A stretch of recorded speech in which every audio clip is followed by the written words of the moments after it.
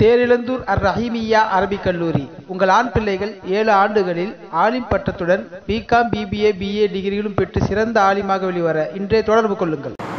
ரப்பி ஜித்னி இல்மா வர்சுக்னி ஃபஹ்மா வ தஃஹீமா ரப்பி யஸ்ஸிர் வலா துஅஸ்ஸிர் ரப்பி தம்மிம் பில் கைர்.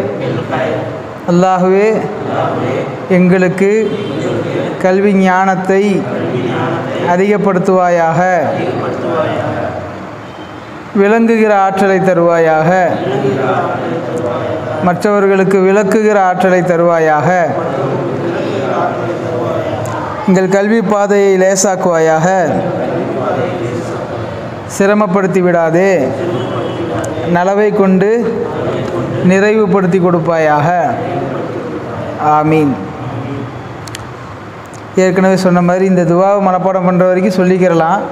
குறைஞ்சபட்ச தமிழ் அர்த்தமாவது நீங்கள் மற்ற நேரங்களில் ஒதுக்கிட்டே இருங்க. ஓகே, 3 நாள் பாடம் முடிந்திருக்கிறது. 3 நாளும் 4 எழுத்துக்கள் வீதம் 12 எழுத்துக்கள் படித்து முடிச்சிருக்கிறோம். இன்றைக்கி 4வது நாள் கிளாஸில் ஏற்கனவே படிச்சிருக்கக்கூடிய 12 எழுத்துக்களையும் திரும்ப ஒரு தடவை ஷார்ட்டாக நடத்த போகிறோம். 3 நாள் 25 நிமிஷமாக நடத்தினதை இன்றைக்கி ஒரே 25 நிமிஷத்துக்குள்ளே அந்த 12 எழுத்துக்களையும் திரும்ப ஒரு தடவை ரிவிஷன் பண்ண போகிறோம் ஆரம்பத்திலேருந்தே. இது கடைசியில் ஒரு சின்ன எப்படி பாடம் புரிஞ்சுருக்கிறீங்க அப்படிங்கிறத தெரிஞ்சுக்கிறதுக்காக ஒரு சில கேள்விகள் கேட்டுக்கலாம். இப்போ ஃபஸ்ட் நாள் பாடம் தான். ஆரம்பத்திலேயே நாம் சொன்னோம், நீங்கள் மனசில் ஆழமாக பதிய வைக்க வேண்டிய மிக முக்கியமான ஒரு விஷயம், அரபியை பொறுத்த வரைக்கும் தமிழர்களாக இருக்கக்கூடிய நமக்கு அரபி எழுத்துக்கள் மொத்தம் 29ஐ 2ஆக பிரித்து கொள்ளலாம். முதல் வகை உச்சரிப்பில் நமக்கு ஏற்கனவே பழக்கப்பட்டுவிட்ட எழுத்துக்கள். உதாரணத்திற்கு பா, மா, யா, லா, தா, இதெல்லாம் தமிழ்லையும் ஆங்கிலத்திலையும் ஏற்கனவே நம்ம உபயோகப்படுத்தி கொண்டிருக்கக்கூடிய எழுத்துக்கள் தான், நமக்கு தெரிஞ்ச எழுத்துக்கள் தான். அரபியில் அதனுடைய உருவம் எப்படி இருக்க போகுது அப்படின்னு தெரிஞ்சுக்கிறது மட்டும்தான் நமக்கு வேலை. குழந்தைகளாக இருந்தால் குழந்தைகளுக்கு அந்த எழுத்துக்களே ஏற்கனவே தெரியாது, உச்சரிப்பை ஏற்கனவே தெரியாது. குழந்தைகளுக்கு உச்சரிப்பையும் சொல்லி கொடுத்துட்டு இந்த அரபியில் இப்போ இந்த மாடலில் இந்த எழுத்து வருதுன்னு சொல்லுவான். ஸ்கூலுக்கு போனான்னா அதே உச்சரிப்பை ஆங்கிலத்தில் வேறு ஒரு உருவம் காட்டுவாங்க, அதே எழுத்தை தமிழ் படிக்கும்போது வேறு ஒரு உருவம் காட்டுவாங்க. உதாரணத்திற்கு ஆ, குழந்தைங்க ஸ்கூலுக்கு போகும்போது அவங்க ஆ தமிழில் படிக்கும்போது அவங்களுக்கு இப்படி சொல்லித்தரப்படும். அவங்க இங்கிலீஷில் படிக்கிறாங்க, ஏதாவது ஒரு வார்த்தை எழுதணும் அப்படின்னாக்கா, உதாரணத்திற்கு அம்மான்னு எழுதுறதுக்கு அங்கே ஆவை ஏன்னு சொல்லி பழக்குவாங்க. அப்படியே அவனை மதரசாவுக்கு சாயந்தரம் கூட்டி படித்து கொடுக்கும்போது ஆங்கிறத இப்படி பழக்கி கொடுப்போம். இது குழந்தைகளுக்கு ஏற்றுக்கிற பக்குவம் அதிகமாக இருக்கும், மற்ற வேலைகள் எதுவும் இருக்காதுங்கிறதுனால குழந்தைங்க மைண்டுக்கு இது மனப்பாடமாகவே பிக்கப் ஆகிக்கிறோம். இப்போ நமக்கு இந்த கிளாஸ் எந்த வகையில் சுலபமாகுது அப்படின்னா, நமக்கு ஏற்கனவே இந்த ஆவு ஏவு தெரிஞ்சிருக்கும், 2ம் தெரிஞ்சிருக்கும், குறைஞ்சபட்சம் 1ஆவது தெரிஞ்சிருக்கும். இந்த ஆவாவது தெரியாமல் இருக்க மாட்டோம்ல, இந்த ஆ தெரியும். இப்போ நாம் புரிஞ்சுக்க வேண்டியது, தமிழில் நாம் இப்படி எழுதக்கூடிய இந்த ஆ இருக்குதே, அந்த உச்சரிப்பு நமக்கு தெரிஞ்சிருச்சு. இந்த ஆ அரபியில் எப்படி வரப்போகுது? பா தமிழில் இப்படி இருக்குது, இது அரபியில் என்ன உருவத்தில் வரப்போகுது? யா தமிழில் இருக்குது, மா இருக்குது, லா, இது எல்லாமே நமக்கு பழக்கப்பட்ட எழுத்துக்கள். தமிழில் உச்சரிப்பு எல்லாமே நமக்கு தெரியும். இது எழுதி போட்டாலே கா நம்ம சொல்லிடுவோம், உச்சரிப்பு தெரியும். நான் தெரியும், மா, லா, யா எல்லாம் ஈஸியான எழுத்துக்கள். இப்போ இதுக்கெல்லாம் அரபி எப்படி வரப்போகுதுங்கிற ஒன்றை மட்டும்தான் நம்ம படிக்கிறோம். அதனால தான் பெரியவங்க குர்ஆன் ஓதுறது ஈஸின்னு நான் அடிக்கடி சொல்லிக்கிட்டே இருக்கிறேன். ரைட், அந்த அடிப்படையில் அரபியில் உள்ள 29 எழுத்துக்கள் 2 வகையாக பிரிகிறது. முதலாவது உச்சரிப்பில் நமக்கு ஏற்கனவே பழக்கப்பட்டு விட்ட எழுத்துக்கள். இரண்டாவது வகை உச்சரிப்பில் நமக்கு பழக்கம் இல்லாத எழுத்துக்கள். அதாவது தமிழ்லையோ இங்கிலீஷ்லேயோ நாம் அப்படி ஒரு உச்சரிப்பை பார்த்துருக்க மாட்டோம், அந்த மாதிரி எழுத்துக்கள் வரும். அதுக்கு அன்றைக்கி உதாரணம் சொன்னோம். தமிழில் ரா இருக்குது, ரா பழம். இங்கிலீஷில் அந்த எழுத்து கிடையாது, அரபியிலையும் கிடையாது. அது உதாரணம் சொன்னோம். அது மாதிரி அரபியில் நிறைய எழுத்துக்கள் வரும், அந்த எழுத்துக்கள் இங்கிலீஷ்லேயும் இருக்காது, தமிழ்லேயும் இருக்காது. புது உச்சரிப்பாக இருக்கும் நமக்கு. ஆனால் பழகிறதுக்கு ஈஸி தான். தெரியாதனால நமக்கு அது கொஞ்சம் பயங்கரமாக தெரியலாம். ஆனால் அது சொல்லி கொடுக்கும்போது உங்களுக்கு பிக்கப் ஆகிக்கிறோம். இப்போது நமக்கு பழக்கப்படாத, இது வரைக்கும் நம்ம உச்சரிக்காத எழுத்துக்களை கடைசியில் படிச்சுக்கலாம். ஆரம்பத்தில் நாம் படிக்கிறது நமக்கு பழக்கப்பட்ட எழுத்துக்கள். தமிழ்லையும் ஆங்கிலத்திலையும் நாம் டெய்லி உபயோகப்படுத்தி கொண்டு இருக்கக்கூடிய உச்சரிப்பு கொண்ட எழுத்துக்கள். அந்த எழுத்துக்களுக்கு அரபியில் என்ன உருவம் வருது அப்படிங்கிறத நாம் பார்க்க போகிறோம். அப்படின்ட்டு தான் நம்ம அறிமுக உரை கொடுத்துட்டு, முதலாக நாம் படித்த எழுத்து தமிழ்லையும் இங்கிலீஷ்லேயும் எல்லா மொழிகள்லையுமே வர்ற மாதிரி அரபியில் முதல் எழுத்து அ. அல்லாஹு, அம்மா, அத்தா, அண்ணே, அக்கால் எல்லாருக்குமே நம்ம உபயோகப்படுத்திக்கலாம். இந்த உருவத்தை நாம் ஞாபகம் வச்சுக்க வேண்டியது அ. இப்படி தான் ஒரு அரபியில் அ. நம்ம ஏற்கனவே சொன்னோம், இது எல்லாமே தனித்தனி எழுத்தாக நம்ம படிச்சுக்கிட்டு இருக்கிறோம்.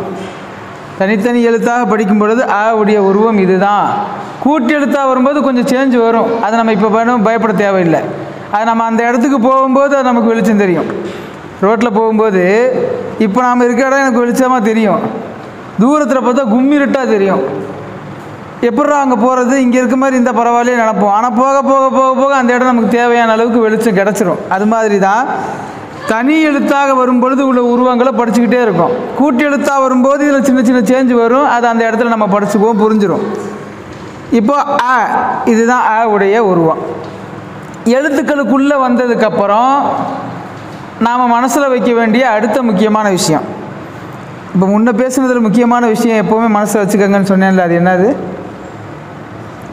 இப்போ சொல்லிட்டு வந்தது தான். இந்த விஷயத்தை எப்பவும் மறக்காதீங்கன்னு சொல்லி ஒரு விஷயம் சொன்னோம்ல. அரபி எழுத்துக்கள் 29, அப்புறம்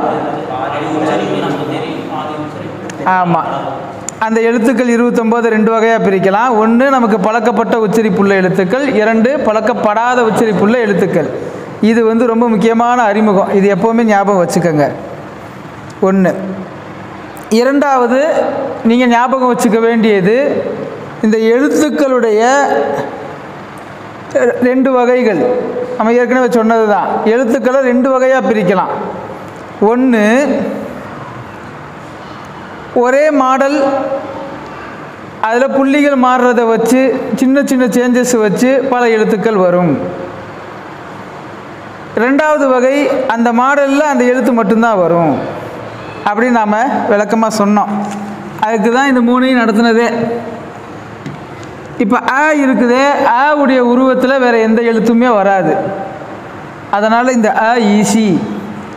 ல இருக்குதே, ல உருவத்தில் வேறு எந்த எழுத்துமே வராது. அதனால் நம்ம அதை எங்கே பார்த்தாலும் பழகிற வரைக்கும் தான். பழகிடுச்சுன்னா எங்கே பார்த்தாலும் நமக்கு அது லங்கிறதுல குழப்பமே வராது.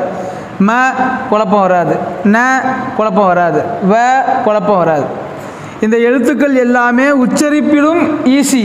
கஷ்டப்பட்டு நம்ம உச்சரிக்க வேண்டிய அவசியம் இல்லை. நம்ம ஏற்கனவே நம்ம பழகின எழுத்துக்கள்.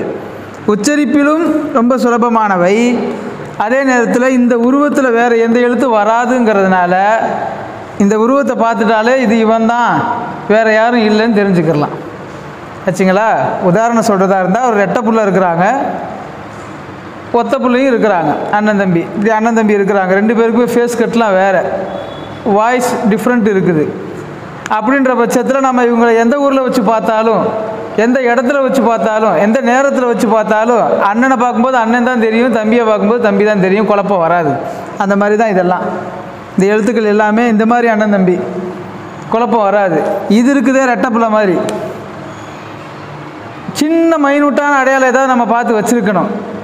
ஒன்று ஹேர் கட்டில், அல்லது அவருக்கு முகத்தில் எங்கேயாவது ஒரு இடத்துல மச்சம் இருக்கும், அல்லது ஏதாவது நம்ம நெருங்கி பழகிற போது அவங்களுக்கு டிஃப்ரெண்ட் கண்டுபிடிச்சிட்டோம்னா நமக்கு தெரியும். அவங்கள புதுசாக பார்க்குறவங்களுக்கு தெரியவே தெரியாது இல்லையா? புதுசாக நம்ம ஒரு ரெட்டையரை பார்க்குறோம் இன்றைக்கி அப்படின்னா, பார்த்த உடனே இவங்க அண்ணன், இவங்க தம்பி, இல்லை இவங்க அக்கா, இவங்க தங்கச்சின்னு சொல்ல முடியுமான்னா பழக்கம் இல்லை.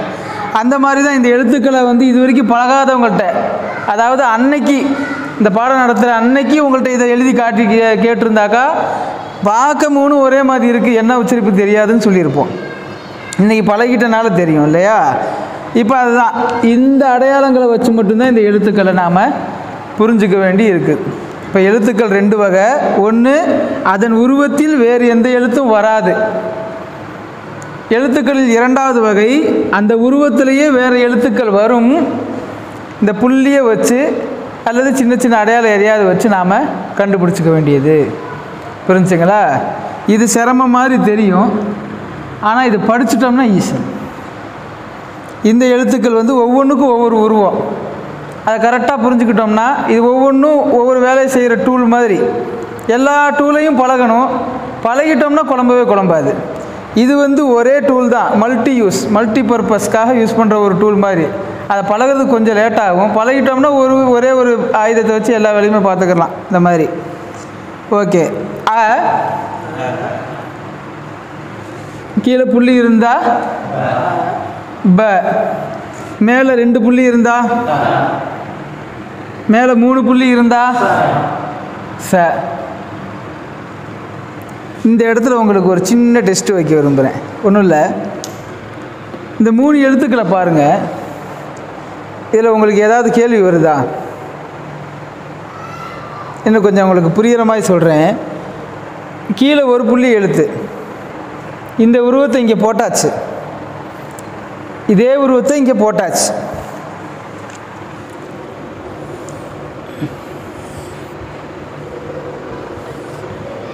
மூணு எழுத்தை இதே மாடலில் உருவாக்கணும்னு முடிவு பண்ணி 3 உருவம் போட்டாச்சு. கீழே ஒரு புள்ளி வச்சாச்சு, ஒரு எழுத்து. ஓகே. அடுத்த எழுத்தாக இதில் சேஞ்ச் ஏதாவது பண்ணணுன்னா இங்கே என்ன பண்ணியிருக்கிறாங்கன்னா இங்கே 2 புள்ளி வச்சுருக்காங்க. என்ன பண்ணியிருக்கலாம்? கீழேயே 2 வச்சுருக்கலாம். ஒரு ஐடியா.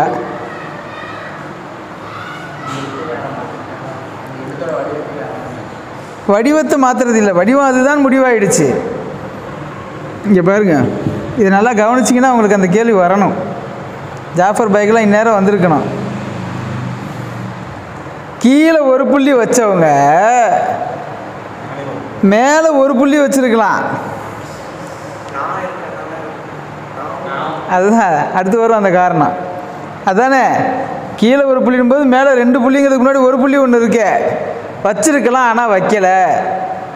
ஒன்று. இன்னொன்று, முன்ன கேட்ட மாதிரி ஒரு புள்ளி வச்ச இடத்துல கீழே 2 புள்ளி வச்சுருக்கலாம், அப்படியே சேஞ்ச் பண்ணியிருக்கலாம். ஆனால் அது பண்ணாமல் ஏன் இப்படி கொண்டு வந்தாங்க அப்படின்டா, இதெல்லாம் தனித்தனி எழுத்தாக இருக்கும்போது இந்த பிரச்சனை எதுவுமே இல்லை. நீங்கள் நம்ம யோசிக்கிற மாதிரி இப்படி வச்சுருக்கலாம்.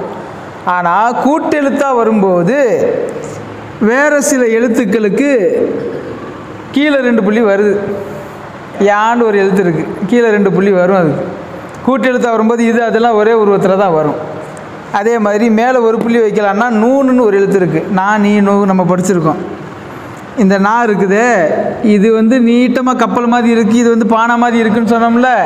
ஜாயிண்ட் லெட்டர்ஸாக வரும்போது எல்லாம் ஒரே மாதிரி தான் வரும். அங்கே பாதிப்பு ஏற்படக்கூடாதுன்னு தான் அந்த பிரச்சனையை இங்கேயே தவிர்த்துக்கிட்டாங்க. ஆச்சுங்களா?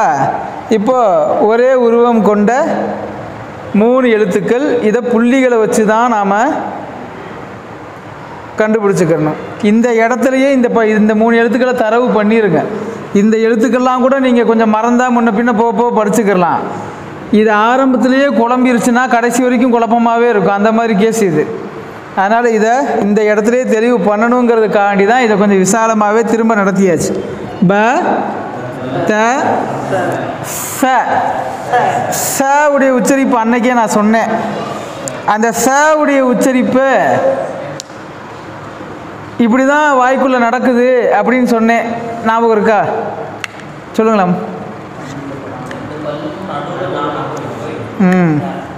2 பற்களின் வரிசை. இது இது ஒரு பல்லுடைய வரிசை, இது ஒரு பல்லுடைய வரிசைன்னு வச்சுக்கிட்டா, இப்படி வாய் இருக்கும்போது நடுவில் நாக்கு இப்படி கொண்டு வரோம். ஆனால் இங்கேயுமே ஒட்டக்கூடாது, கீழேயும் ஒட்டக்கூடாது, மேலேயும் ஒட்டக்கூடாது. அப்படி நடுவில் வச்சுக்கிட்டு சாதாரணமாக நாம் சொல்கிற சா சி சூவை சொன்னாலே இந்த சா வந்துடும். அதாவது இந்த பைப்பில் தண்ணி விடும்போது அப்படியே விட்டோம்னா முழுசாக போகும், கொஞ்சம் கையை அடைச்சிக்கிட்டு விட்டோம்னா பாதி தான் போகும், ஆனால் ஃபோர்ஸாக போகும். அதே தான் இங்கேயும் நடக்குது. சா நாம் எப்போவும் சொல்கிற எழுத்து.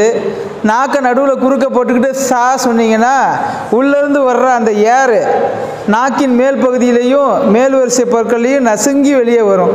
அப்போ சா முழுசாக வராது, சாவாக வரும். ச இப்போ 4 எழுத்தாச்சு. அ ப த ச.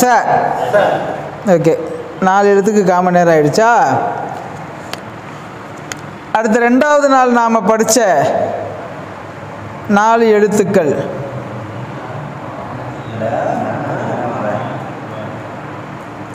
மொத்தம் 12 எழுத்து தானே படிச்சிருக்கோம். அப்போ நேற்று படித்த 4 எழுத்து நான் எழுதி போடவே இல்லையா? மறந்துட்டேனே. ரைட்டு, சரி, இப்போ எழுதிக்கலாம். இப்போ 2வது நாம் படிச்சிருக்கக்கூடிய ல ம ந வ ஏற்கனவே அறிமுகம் சொன்னது தான். ல ம ந வ 4 எழுத்துக்களும் நாம் ஏற்கனவே பழகி உள்ள எழுத்துக்கள். 4 எழுத்துக்களுக்கும் உள்ள உருவத்தில் வேறு எந்த எழுத்தும் பங்குக்கு வராது. இந்த உருவத்தில் இந்த எழுத்துக்கள் மட்டும்தான் வரும். இதில் ஏதாவது குழப்பம் இருக்கா? குழப்பம் எதுவும் இருக்காது. ஆனால் இதை அதிகமாக படிச்சுக்கிறணும். இந்த உருவத்தில் இதுதான் வருதுங்கிறத அதிகமாக படிச்சுக்கிறணும். 4 4 8.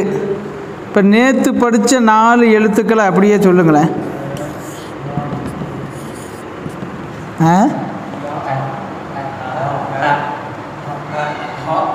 ஹ ஹ ய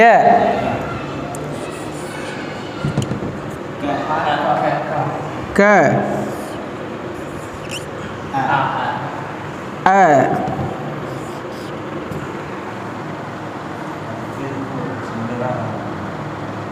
சிமிலியரெல்லாம் இல்லை, அதுதான் இது, இதுதான் அது. அது ஒரு ரெட்டை வேஷம். நேற்று அந்த விளக்கம் சொன்னோம், இப்போ நான் சொல்கிறேன், கடைசியில் சொல்கிறேன். தமிழில் நாம் பழகி இருக்கக்கூடிய எழுத்து தான் ஹா ஹி ஹூ. அதுக்கு உதாரணங்கள்லாம் கூட சொன்னால் ஹாரன் மாதிரி, வேறு மகாலட்சுமி, ஹரிச்சந்திரன், அதெல்லாம் சொன்னோம். அது பழக்கமான எழுத்து தான். இந்த நாளோடையே அதையும் சேர்த்துக்க வேண்டியது. இந்த உருவம் இதுக்கானது, வேறு எதுவும் இந்த உருவத்தில் வராது. அதுவும் தமிழில் நாம் அதிகம் பழகியுள்ள எழுத்து தான். யஹூதி, யாழ், வேற பயம், அச்சய பாத்திரம், அச்சயம், அதிசயம், பயன். அந்த மாதிரி இந்த உருவத்திலையும் வேறு எந்த எழுத்தும் வராது. அதனால் இதுவும் ஈஸி. க தமிழில் முதல் எழுத்து க. காங்கியாச்சாவில் காவுக்கும் வேறு எதுவும் உருவம் இல்லை. நம்ம படிக்க வேண்டியது கூட்டு எழுத்தில் மாறும்போது நம்ம அதை படிச்சுக்கலாம். க கி கு. கல கட்டுரை, களம், கண், கண்ணே ஒன்று தான். கரண்டை, கட்டை, கல், கல்வி, நிறையா இருக்குது. அதுவும் நமக்கு இதே எழுத்துக்களுடைய பட்டியலில் சேர்த்துட வேண்டியது தான். மொழிவதற்கு ஈஸியான பழக்கமானது. இந்த உருவத்தில் வேறு எதுவும் எழுத்து வராது. அதனால் இதுவும் இந்த ரகத்தில். இந்த நேற்றே சொன்ன விளக்கம் தான், அதோடு முடிச்சிடலாம். இந்த தான் அரபியில் 29 எழுத்துக்கள் இருக்குது. 29 எழுத்துக்களில் 28 உச்சரிப்பு இருக்குது. இது ஆக்சுவலாக சொல்ல வேண்டிய அவசியமே இல்லை, சொல்லியிருக்கிறாங்க. இது ஒன்று மட்டும் ஏற்கனவே வந்த ஒரு எழுத்தோட உச்சரிப்பு தான். இதுக்கும் தனி உச்சரிப்புலாம் கிடையாது. ஆனால் இதை மட்டும் ஏன் ரெண்டாக போட்டுட்டாங்க அப்படின்னா, ஒரு வார்த்தையின் முதல் எழுத்தாகவோ அல்லது கடைசி எழுத்தாகவோ வரும்போது அவரை உபயோகப்படுத்திக்கிடுவாங்க. வார்த்தையின் நடுவில் ஆ தேவைப்படுகிற போது, ஆவோ ஈயோ ஊவோ தேவைப்படுகிற போது இவரை பயன்படுத்தி கொள்வார்கள். இன்னொன்று கொஞ்சம் விளக்கமாக சொல்லவா? இந்த எழுத்து இருக்குது பாருங்கள், நீட்டமாக அரபி எழுத்துக்கள்லையே அதுதான் கொஞ்சம் சுலபமானதும் கொஞ்சம் வித்தியாசமானதும். இந்த எழுத்துக்கள் எல்லாமே நீட்ட வாக்கில் இருக்கும், ஜாயின் பண்ணுறதுக்கு ஈஸி.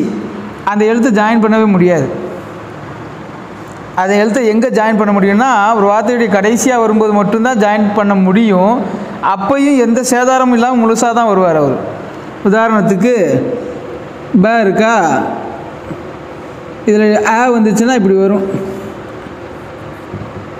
இப்படி வரும், ப இப்படி வரும். இங்கே கூட பார்த்தீங்கன்னா அதுக்கு எந்த சேதாரமும் இருக்காது, அதுக்கும் சேதாரம் இருக்காது. முன்னாடி எந்த எழுத்தோடு சேருதோ அதுக்கும் சேதாரம் எல்லாம் பார்த்துக்கிறோம்.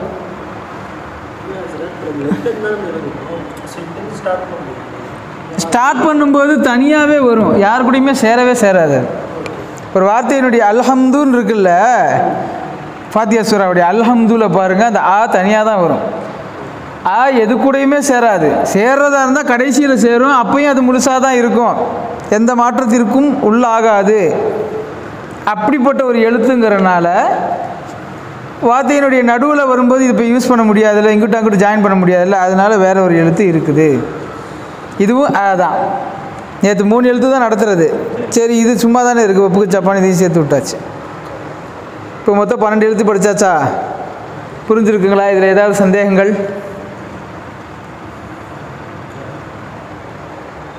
22. இப்போ 12 எழுத்துக்கள் படித்தாச்சு. 12 எழுத்துக்கள் நேற்று சொன்னோமே, அந்த நோட்டில் எழுதிட்டு வர சொல்லி. ஓ, அதனால தான் இன்றைக்கி நிறைய பேர் கம்மியா? 4, 8, 12 3 பேர் தான் கம்மி. நேற்று ஒன்று நோட்டில் டிஸ்ட்டு வச்சுருந்தோம், வீட்டில் சும்மா இருந்தால் இது எழுதிட்டு வாங்கன்ட்டு. எழுதிருக்கீங்களா அமித் பாய்? சரி, கடைசியில் பார்க்குறேன். ஓகே, இப்போது சின்னதாக ஒரு ஓரல் டெஸ்ட் வச்சிடலாங்களா? இப்போ இதை பூரா அழிச்சிட்டு நான் எழுதி போடும்போது ஒரு பேர் சொல்கிறேன். நான் எழுதி போடும்போது அதை அப்படியே எழுதி முடித்த உடனே சொல்லிடணும், எவ்வளோ ஸ்பீடாக சொல்கிறீங்கிறதுக்காண்டி ஒரு டெஸ்ட்டு. எல்லாம் இந்த எழுத்து தான். சொல்லித்தரவா? ஹ ய க அ. இவரை வந்து அங்கே கணக்கு வச்சுக்கோங்க. ஹ தமிழில் நாம் உபயோகப்படுத்துகிறோமே சாதாரணமாக அந்த ஹ இது. அதுக்கு தான் நான் மகாலட்சுமி சொன்னேன். வேணால் வேறு ஹாவும் வரும் அரபியில், அது வரும்போது நம்ம வித்தியாசம் புரிஞ்சுக்கிடலாம். இது ஹ, நாம் பழகி இருக்கக்கூடிய ஹ. வாய் அசைக்கிறதா? அந்த அளவுக்கு இன்னும் எந்த எழுத்து நம்ம படிக்கலை. ஃப மட்டும்தான் உங்களுக்கு சொல்லித்தரும். ஏன்னா இதில் நம்ம பழக்கப்பட்ட எழுத்து தானே. இப்போ மே சொல்லும் போதெல்லாம் நம்ம சொல்ல வேண்டிய அவசியம் இல்லை. நம்ம இதுக்கு விளக்கமாக நடத்துனது காரணமே இது நம்ம பழகாத எழுத்துங்கிறனால தான். இனி அடுத்து பழகாத எழுத்துக்கள் வரிசையாக வரும்போது ஒரு நாளைக்கு 2 எழுத்து தான் வரும். 2 எழுத்து படிச்சிட்டாலே போதுங்கிற அளவுக்கு கொஞ்சம் சிரமமாக வரும், புதுசு புதுசாக தெரியும் அது. அதனால தான் இது கொஞ்சம் ஸ்பீடாக ஓட்டுறது. இல்லாட்டி 12 எழுத்து 3 நாளில் வந்து பழகிறது ஸ்பீடாக இருக்கிறதுனால போகுது. அடுத்தடுத்த எழுத்துக்கள் வரும்போது கொஞ்சம் ஸ்லோவாகும். ஓகே, இதோடைய எல்லாம் எழுத்து தெரிஞ்சிருச்சா? ஹ ய க, ஹ ய க அ, ஹ ய க அ. அழிச்சிடலாங்களா?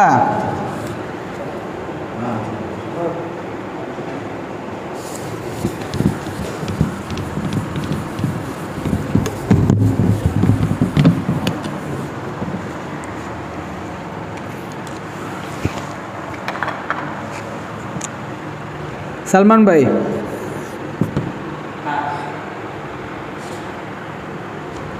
हमीद भाई,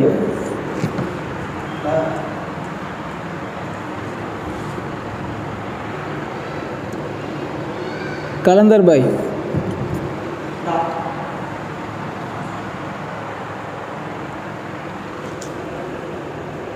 मुबारक भाई, பின்ன 3 முபாரக் சவுண்டு வருது. வேறு யார் சொன்னா? யார் சொல்லாதீங்க.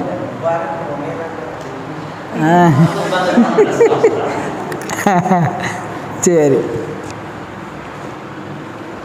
அப்துரஹ்மான் பாய்.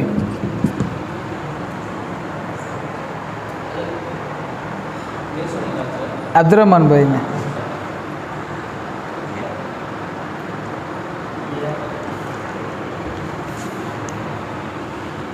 ஷாஜான் பாய். சரி, ஜாஃபர் பாய்க்கெலாம் டெஸ்ட்டு கிடையாது.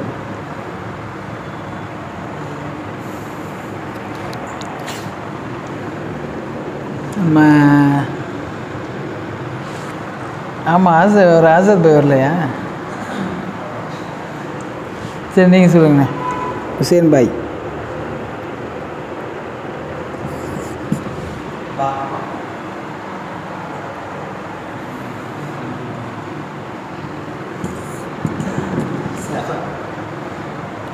ஓகே, ஈஸியாக தான் போகுது.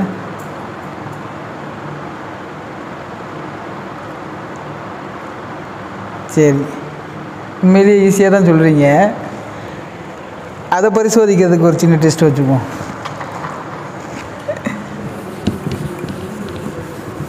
என்னென்னா, இப்போ நான் ஒரு எழுதி போடுறேன்.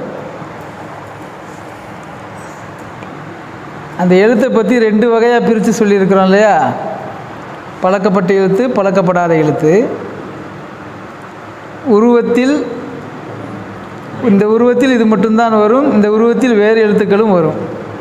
இந்த வித்தியாசத்தை சொல்ல போகிறீங்க. முதல்ல நம்ம பேர் ஞாபகம் வர மாட்டேங்குது. இன்சமாமுல் ஹக். இது எப்படி மறந்தேன்?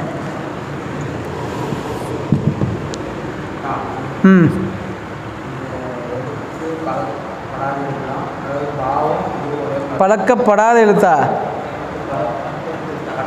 பழக்கப்பட்ட எழுத்து சாவில்லை. நான் இது தானே கேட்குறேன். அது ஒரு வகை. இன்னொன்று வரும். ஓகே, அவ்வளோதான்.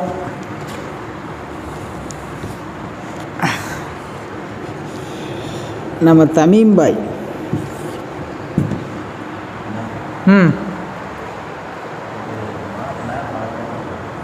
பழக்கப்பட்ட எழுத்தா?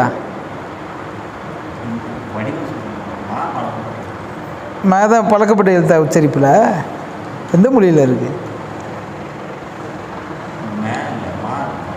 எந்த மொழியில் இருக்குன்னு அதுதான் சொல்லுவீங்கன்னு பார்த்து. அதான் பழக்கப்பட்ட எழுத்து தான். சும்மா குழப்பி விடுறதுக்காக கேட்குறது.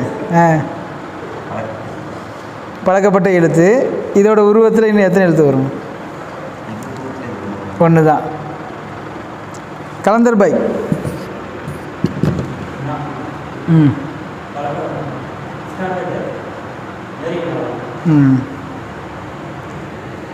அப்துரஹ்மான் பாய்.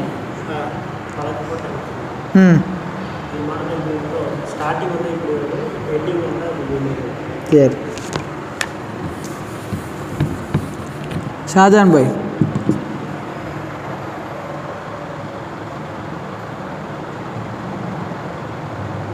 ஓகே, அமித் பாய் சொல்லுங்கள்.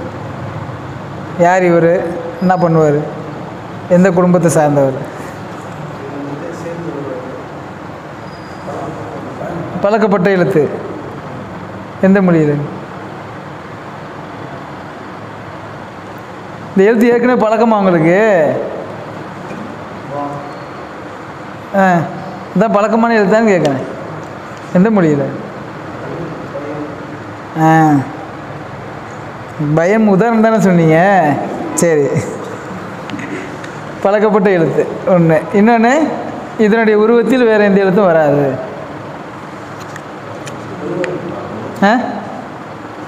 இந்த எழுத்துடைய உருவத்தில் வருமா? என்ன எழுத்து வரும்?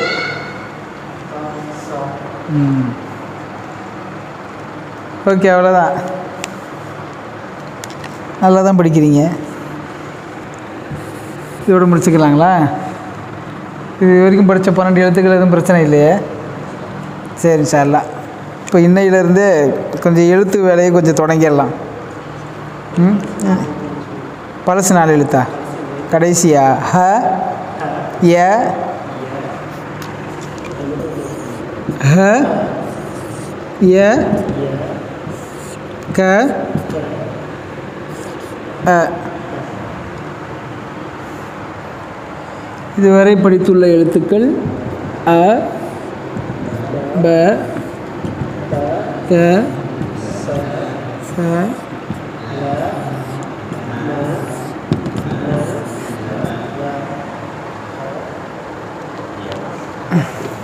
இன்றைக்கி கிளாஸ் இதோட முடிச்சுக்கிடலாம். இப்போ என்ன எழுதியிருக்கோங்கிறத இப்போ படிச்சுக்கிடலாம். எழுதி கொடுக்க வேண்டியதும் நான் இது பார்த்து சைன் போட்டுக்கிறேன் சார்.